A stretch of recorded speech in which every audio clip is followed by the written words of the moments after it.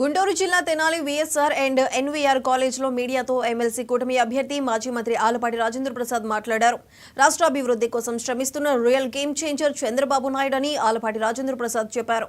రాష్ట్రంలో దుర్మార్గ పాలన పోయి కూటమి ప్రభుత్వం ద్వారా సుస్థిర పాలన ఏర్పడింది.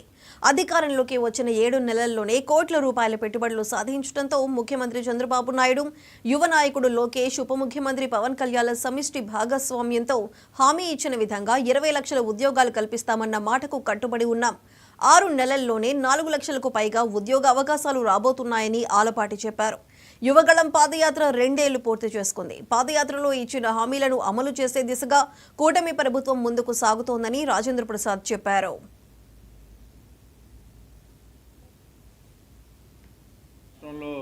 దుర్మార్గ పాలన అంతనమై సుస్థిర పాలన కూటమి నాయకత్వం ద్వారా ఏర్పడిన తర్వాత దాదాపు 6,33,650 కోట్ల రూపాయలు పెట్టుబడులు ఈ రాష్ట్రంలో రావడం జరిగింది. ఏదైతే ఎన్నికల మేనిఫెస్టోలో చెప్పామో ఈ 5 సంవత్సరాల లోపల 20 లక్షల ఉద్యోగాలు నిరుద్యోగ యువకులకి యువతకి ఉపాధి కల్పిస్తామని, ఆ నేపథ్యంలో దాదాపు 20 ప్రధానమైన పారిశ్రామిక రంగాల్లో 4,10,125 ఉద్యోగ అవకాశాలను కల్పిస్తా ఉన్నాం.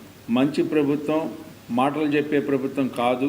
జాబ్లెస్ క్యాలెండర్లను ప్రకటించి నిరుద్యోగ యువకుల్ని మోసం చేసే ప్రభుత్వం కాదు ఇది.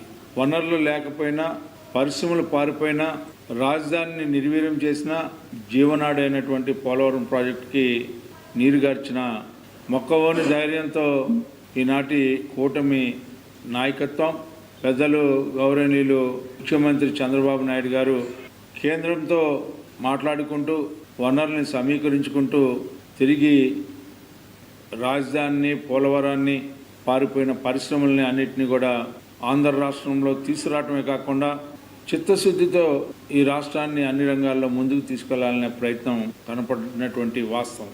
రాష్ట్రంలో ఆదిలాబాద్